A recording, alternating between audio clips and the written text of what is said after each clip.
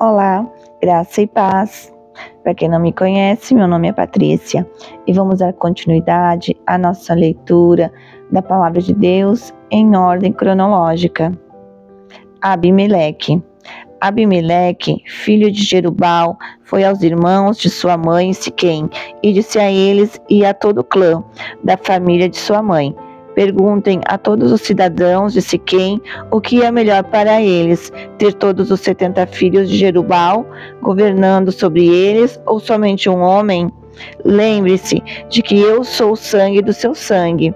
Os irmãos de sua mãe repetiram tudo aos cidadãos de Siquém, e estes se mostraram propensos a seguir Abimeleque, pois disseram: ele é nosso irmão.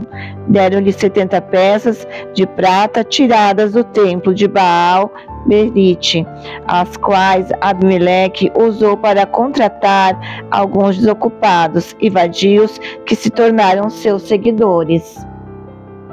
Foi à casa de seu pai em Ofra e matou seus 70 irmãos, filho de Jerubal, sobre uma rocha. Mas Jotão, o filho mais novo de Jerubal, escondeu-se e escapou.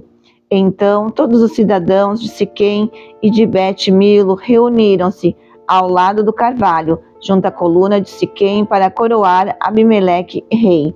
Quando Jotão soube disso, subiu ao topo do monte Gerizim e gritou para eles: ouçam-me, cidadãos de Siquém, para que Deus os ouça. Certo dia, as árvores saíram para ungir um rei para si.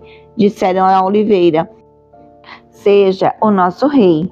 A oliveira, porém, respondeu: deveria eu renunciar ao meu azeite, com o qual se presta a honra aos deuses e aos homens, para dominar sobre as árvores? Então as árvores disseram à figueira: venha ser o nosso rei. A figueira, porém, respondeu: deveria eu renunciar ao meu fruto saboroso e doce para dominar sobre as árvores? Depois as árvores disseram à videira: venha ser o nosso rei. A videira, porém, respondeu: deveria eu renunciar ao meu vinho, que alegra os deuses e os homens, para ter domínio sobre as árvores? Finalmente todas as árvores disseram ao espinheiro: venha ser o nosso rei. O espinheiro disse às árvores: se querem realmente ungir-me rei sobre vocês, venham abrigar-se à minha sombra. Do contrário, sairá fogo do espinheiro e consumirá até os cedros do Líbano. Será que vocês agiram de fato com sinceridade quando fizeram Abimeleque rei? Foram justos com Jerubal e sua família, como ele merecia? Meu pai lutou por vocês e arriscou a vida para livrá-los das mãos de Midian. Hoje, porém, vocês se revoltaram contra a família de meu pai, mataram seus 70 filhos sobre a mesma rocha e proclamaram Abimeleque, o filho de sua escrava, rei sobre os cidadãos de Siquém, pelo fato de ser irmão de vocês. Se hoje vocês de fato agiram com sinceridade para com Jerubal e sua família, alegrem-se com Abimeleque e alegre-se com ele e com vocês. Entretanto, se não foi assim, que saia fogo de Abimeleque e consuma os cidadãos de Siquém e de Bet-Milo, e que saia fogo dos cidadãos de Siquém e Bet-Milo e consuma Abimeleque. Depois Jotão fugiu para Bir, onde ficou morando longe de seu irmão Abimeleque. Fazia 3 anos que Abimeleque governava Israel, quando Deus enviou um espírito maligno entre Abimeleque e os cidadãos de Siquém, e estes agiram traiçoeiramente contra Abimeleque. Isso aconteceu para que o crime contra os 70 filhos de Jerubal, o derramamento de sangue deles, fosse vingado em seu irmão Abimeleque e nos cidadãos de Siquém, que o ajudaram a assassinar os seus irmãos. Os cidadãos de Siquém enviaram homens para o alto das colinas para emboscarem os que passarem por ali, e Abimeleque foi informado disso. Nesse meio tempo, Gaal, filho de Ebed, mudou-se com seus parentes para Siquém, cujos cidadãos confiavam nele. Sucedeu que foram ao campo colherem uvas, pisaram-nas e fizeram uma festa no templo de seu Deus. Comendo e bebendo, amaldiçoaram Abimeleque. Então Gaal, filho de Ebed, disse: quem é Abimeleque para que o servamos? E quem é Siquém? Não é ele o filho de Jerubal e não é Zebul o seu representante? Sirvam aos homens de Amor. o pai de Siquém. Por que servir a Abimeleque? Ah, se eu tivesse esse povo sob meu comando, eu me livraria de Abimeleque e lhe diria: mobilize o seu exército e venha. Quando Zebul, o governante da cidade, ouviu o que dizia Gaal, filho de Ebed, ficou indignado. Secretamente enviou mensageiros a Abimeleque, dizendo: Gaal, filho de Ebed, e seus parentes vieram a Siquém e estão agitando a cidade contra você.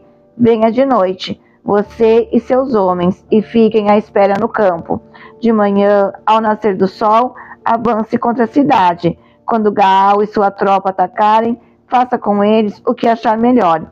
E assim, Abimeleque e todas as suas tropas partiram de noite e prepararam emboscadas perto de Siquém, em 4 companhias. Ora, Gaal, filho de Ebed, tinha saído e estava à porta da cidade quando Abimeleque e seus homens saíram de sua emboscada.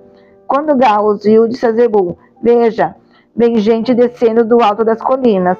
Zebul, porém, respondeu: Você está confundindo as sombras dos montes com homens. Mas Gaal tornou a falar: Veja, vem gente descendo da parte central do território, e uma companhia está vindo pelo caminho do carvalho dos adivinhadores. Disse-lhe Zebul: Onde está toda aquela sua conversa? Você dizia: Quem é Abimeleque para que o sirvamos? Não são estes os homens que você ridicularizou? Saia e lute contra eles. Então Gaal conduziu para fora os cidadãos de Siquém e lutou contra Abimeleque. Abimeleque o perseguiu e ele fugiu. Muitos dos homens de Siquém caíram mortos ao longo de todo o caminho, até a porta da cidade.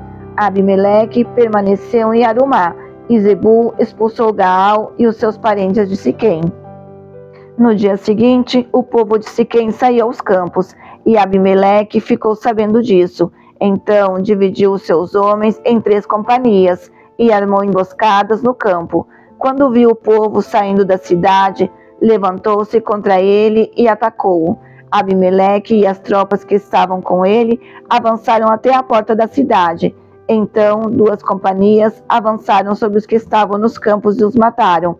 E Abimeleque atacou a cidade o dia todo, até conquistá-la e matar o seu povo. Depois destruiu a cidade e espalhou sal sobre ela.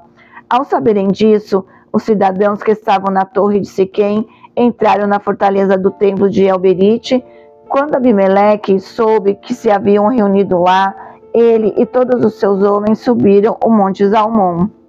Ele apanhou um machado, cortou um galho de árvore e o pôs nos ombros. Então deu esta ordem aos homens que estavam com ele: Rápido, façam o que estou fazendo. Todos os homens cortaram galhos e seguiram Abimeleque. Empilharam os galhos junto à fortaleza e a incendiaram. Assim morreu também o povo que estava na torre de Siquém, cerca de 1000 homens e mulheres.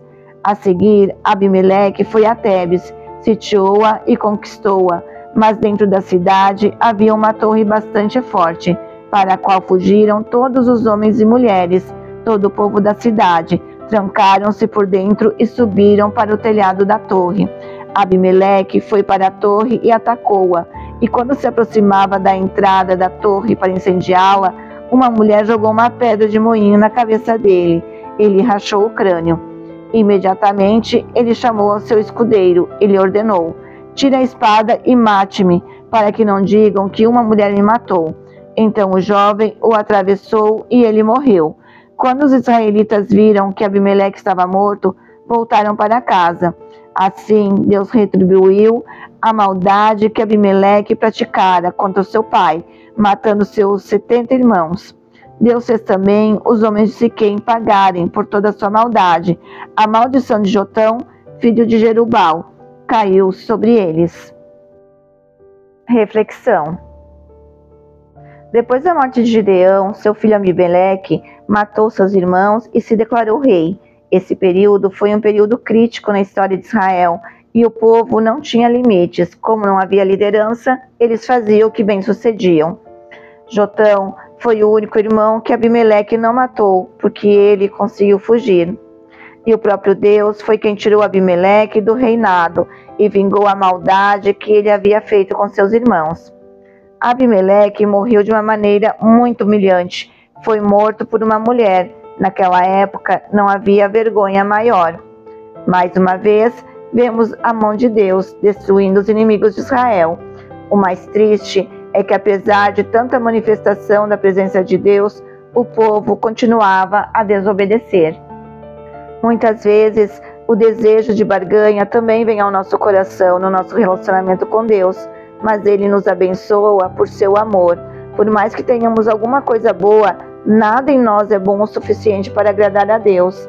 A única coisa que Deus nos pede é um coração quebrantado e disposto a obedecê-lo.